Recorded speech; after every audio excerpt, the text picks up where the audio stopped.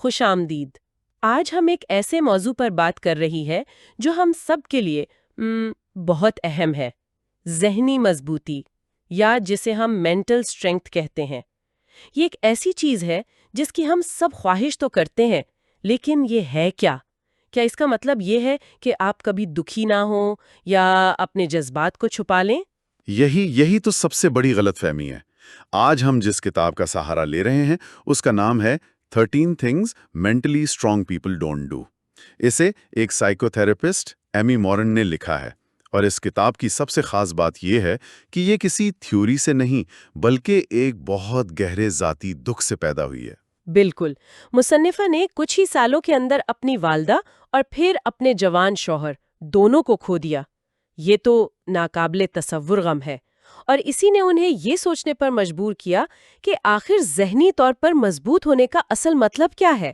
تو یہ کتاب ایک طرح سے ان کی اپنی بقا کی کہانی ہے۔ جی، اور کتاب کے مطابق ذہنی مضبوطی سخت دکھنا نہیں ہے، یہ 3 چیزوں کا ایک بہت نازک توازن ہے۔ اچھا، وہ 3 چیزیں کیا ہیں؟ جذبات کو سمجھنا۔ جی، اور انہیں اپنے فائدے کے لیے استعمال کرنا، چاہے حالات کتنے ہی خراب کیوں نہ ہوں۔ تو آج ہم ان 13 عادات میں سے 5 کا جائزہ لیں گے، لیکن جیسے جیسے ہم ان پر بات کریں گے، آئیے مل کر یہ جاننے کی کوشش کرتے ہیں کہ ان سب کو جوڑنے والا ایک بنیادی اصول کیا ہے۔ کیا یہ سب کچھ کنٹرول کے بارے میں ہے، یا نقطۂ نظر کے بارے میں، یا کچھ اور؟ تو آئیے اس کھوج کا آغاز کرتے ہیں۔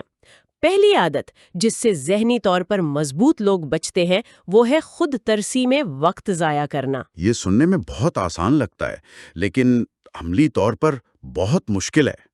کتاب میں جیک نامی ایک بچے کی کہانی ہے۔ اسے ایک اسکول بس نے ٹکر مار دی تھی۔ یہ تو بہت بہت بڑا صدمہ ہے۔ بالکل، اور ظاہر ہے وہ اور اس کے والدین اسے ایک ایسی ٹریجڈی کے طور پر دیکھ رہے تھے جس نے اس کی زندگی برباد کر دی۔ ایک وکٹم والی ذہنیت ہے نا؟ ایگزیکٹلی، وہ ایک وکٹم بن چکا تھا۔ اور یہ ایک بہت فطری رد عمل ہے، کوئی بھی صورتحال میں ایسا ہی سوچے گا۔ بالکل، لیکن پھر اس کے تھراپسٹ نے ایک کمال کی بات کی۔ اس نے جیک کی کہانی کا زاویہ ہی بدل دیا۔ اس نے کہا، جیک، تم ایک شکار نہیں ہو جس پر بس چڑھ گئی، تم وہ ہیرو ہو جس نے ایک اسکول بس سے لڑائی کی اور جیت گیا۔ واہ، یہ تو کہانی کو مکمل طور پر پلٹ دینا ہے۔ تو یہ صرف پازیٹیو سوچنے کے بارے میں نہیں ہے، بلکہ اپنی کہانی کا اختیار اپنے ہاتھ میں لینے کے بارے میں ہے۔ بالکل، یہ درد کو جھٹلانا نہیں ہے، بلکہ اس درد کو ایک نیا مطلب دینا ہے۔ لیکن یہ تو ایک تھراپسٹ کی مدد سے ہوا۔ عام زندگی میں کوئی خود کو اس کیفیت سے کیسے نکال سکتا ہے؟ کتاب اس کا ایک بہت عملی حل بتاتی ہے، خود ترسی کو شکر گزاری یعنی گریٹیٹیوڈ سے بدلنا۔ جب آپ خود پر ترس کھا رہے ہوتے ہیں تو آپ کا دھیان ان چیزوں پر ہوتا ہے جو آپ کے پاس نہیں ہے یا جو آپ نے کھو دی ہیں۔ شکر گزاری آپ کا دھیان ان چیزوں کی طرف لاتی ہے جو آپ کے پاس ہیں۔ مصنفہ اپنی مثال دیتی ہیں، اپنے شوہر کے انتقال کے بعد ان کی سالگرہ کے دن، جو کہ بہت غمگین موقع ہو سکتا تھا، انہوں نے خود پر ترس کھانے کے بجائے اسکائی ڈائیونگ کی۔ Sky diving? جی، یہ زندگی کو سیلیبریٹ کرنے کا ایک طریقہ تھا۔ تو یہ ایک شعوری انتخاب ہے، اور کتاب میں مارلا رنیان کی کہانی بھی ہے، جو نابینا ہونے کے باوجود اولمپک ایتھلیٹ بنی۔ وہ کہتی ہیں کہ ان کا اندھا پن کوئی کمی نہیں بلکہ ایک تحفہ ہے جس نے انہیں غیر معمولی طور پر توجہ مرکوز کرنا سکھایا۔ یہ سب اپنی کہانی خود لکھنے کی مثالیں ہیں۔ بالکل، اور یہی چیز ہمیں دوسری عادت کی طرف لاتی ہے، جو پہلی عادت سے بہت گہرائی سے جڑی ہوئی ہے۔ ذہنی طور پر مضبوط لوگ اپنی طاقت دوسروں کے حوالے نہیں کرتے۔ اچھا، یہ ایک بہت دلچسپ نکتہ ہے۔ اپنی طاقت کسی کو دینے کا کیا مطلب ہے؟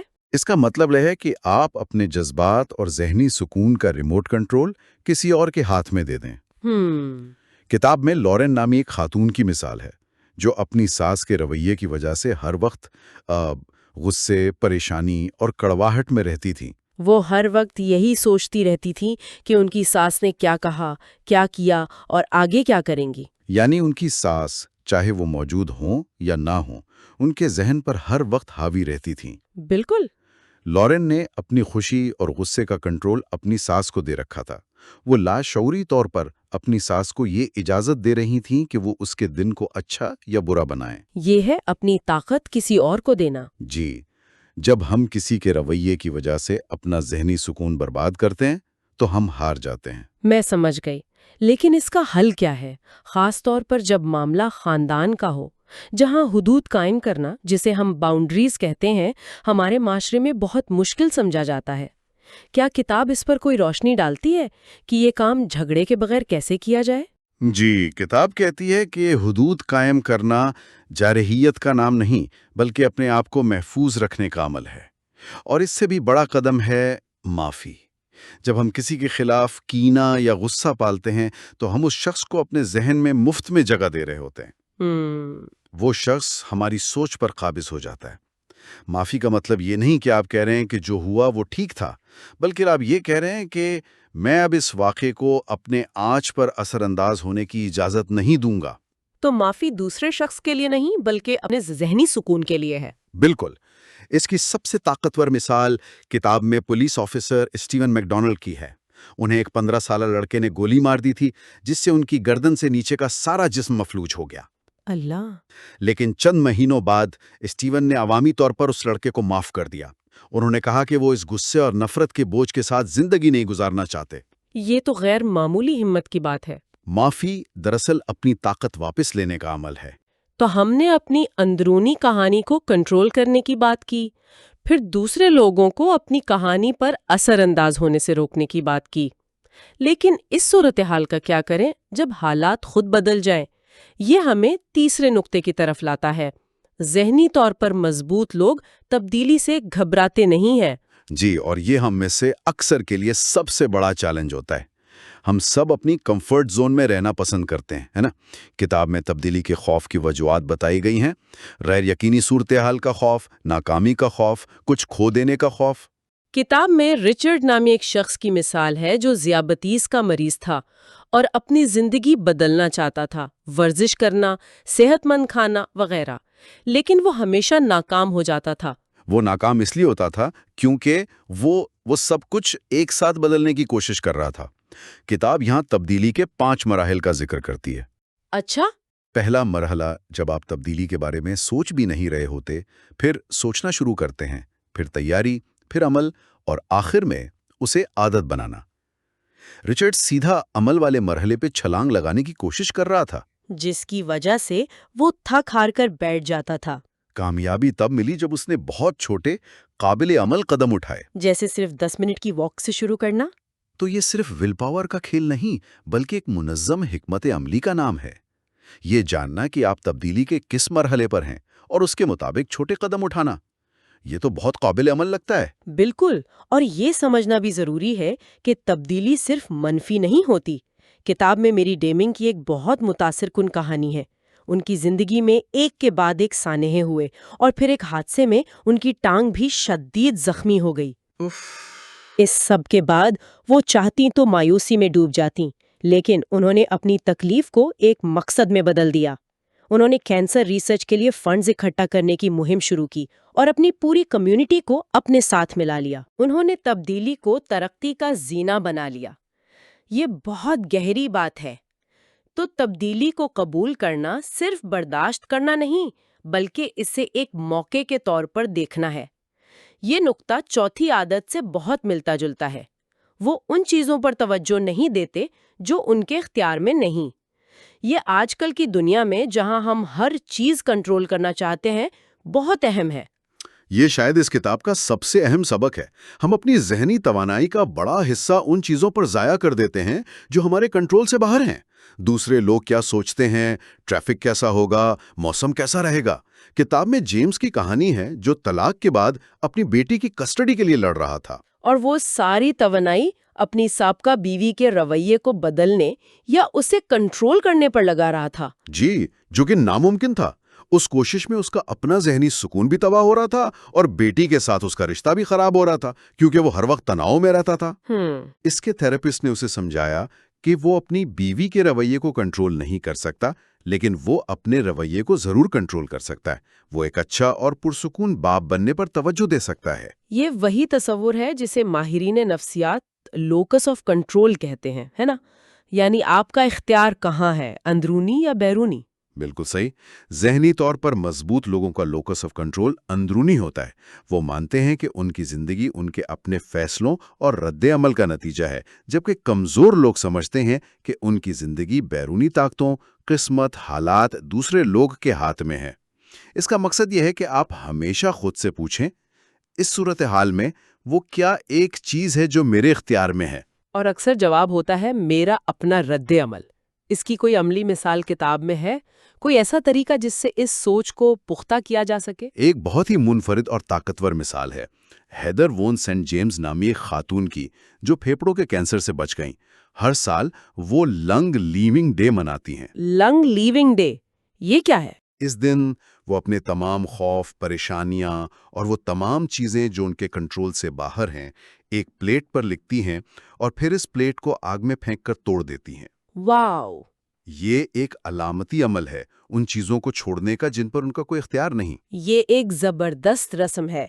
ये अपने आप को याद दिलाने का एक तरीका है कि कौन चीजों को पकड़ कर रखना है और कौन को जाने देना है। और ये हमें आज की गुफ्तगू के आखिरी नुक्ते की तरफ लाता है, जो समाजी दबाव से मुताल्लिक है। ज़हनी तौर पर मजबूत लोग हर किसी को खुश करने की फिक्र नहीं करते। ये एक ऐसी आदत है जिसमें हम में से बहुत से लोग फंसे हुए हैं। किताब में मैगन की मिसाल है, एक ऐसी खातून जो किसी को नहीं नहीं कह पाती थी। नतीजा ये था कि वो हर वक्त दूसरों के कामों के बोझ तले दबी रहती थीं, थकी हुई और नाराज। लेकिन अक्सर नहीं कहना खुदगर्जी समझा जाता है, खासतौर पर काम की जगह पर। अगर आप टीम प्लेयर बनना चाहती हैं तो आपको अक्सर हाँ कहना पड़ता है। किताब इस मुश्किल पर क्या कहती है? कहाँ लकीर खींची जाए? ये एक बहुत अहम सवाल है। किताब कहती है कि लोगों को खुश करने की कोशिश दरअसल मेहरबानी नहीं होती। इसके पीछे अक्सर मुस्तरद किए जाने का खौफ, यानी फेयर ऑफ रिजेक्शन, या इख्तिलाफ से बचने की ख्वाहिश होती है। लकीर आपकी अपनी अक़दार, आपकी वैल्यूज़ हैं। जब आप अपने उसूलों की बुनियाद पर फैसले करते हैं तो नहीं कहना आसान हो जाता है। यानी ये जानना कि आपके लिए वाकई क्या अहम है। बिल्कुल। और ये समझना कि अगर कुछ लोग आपके फैसलों से नाखुश हैं तो ये ठीक है। आप सबको खुश नहीं कर सकते। जब आप हर किसी को हाँ कहते हैं तो आप अक्सर उन लोगों और चीज़ों को नहीं कह रहे होते हैं जो आपके लिए सबसे ज़्यादा अहमियत रखते हैं। आपका वक्त, आपकी तवानाई, आपका खानदान। जी, असल ताकत अपने उसूलों के मुताबिक ज़िंदगी गुजारने में है, चाहे उससे कुछ लोग मुत्तफिक ना हों। तो आज हमने 5 आदात का जायजा लिया। खुद तरसी से बचना, अपनी ताकत दूसरों को ना देना, तब्दीली को कबूल करना, सिर्फ उन चीज़ों पर तवज्जो देना जो इख्तियार में है, और हर किसी को खुश करने की कोशिश ना करना। अब हम अपने शुरू के सवाल पर वापस आते हैं। इन सबको जोड़ने वाली एक चीज़ क्या है? मेरे ख्याल में वो जोड़ने वाला धागा एजेंसी का तसव्वुर है, यानी ये एहसास कि आप अपनी ज़िंदगी के ड्राइविंग सीट पर हैं। ये तमाम आदात आपको एक गैर फ़ाल शिकार, एक पैसिव विक्टिम की ज़हनियत से निकालकर एक फ़ाल तख्लीक़कार यानी एक्टिव क्रिएटर की ज़हनियत में लाती हैं। सही। चाहे वो आपकी अपनी कहानी हो, आपके जज्बात हों या आपके फैसले हों, उन सब का इख्तियार आप अपने हाथ में ले रहे हैं। आप अपना लोकस ऑफ कंट्रोल बैरूनी दुनिया से हटाकर अपनी अंदरूनी दुनिया में ला रहे हैं। और ये हमें उस किताब की बुनियाद, उसकी रूह की तरफ वापस ले जाता है।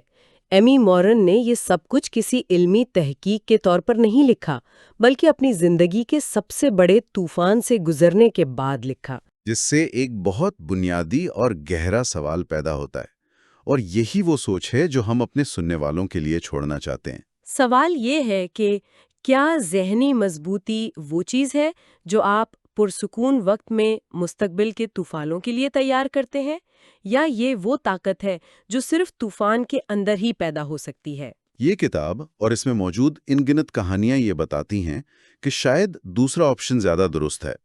शायद ज़िंदगी के सबसे बड़े चैलेंजेस हमारी तरक्की की राह में रुकावटें नहीं हैं, बल्कि वो खुद एक ऐसा निसाब हैं जो हमें एक ऐसी ताकत दरियाफ्त करने की दावत देते हैं जिसके बारे में हम कभी जानते ही नहीं थे कि वो हमारे अंदर मौजूद है।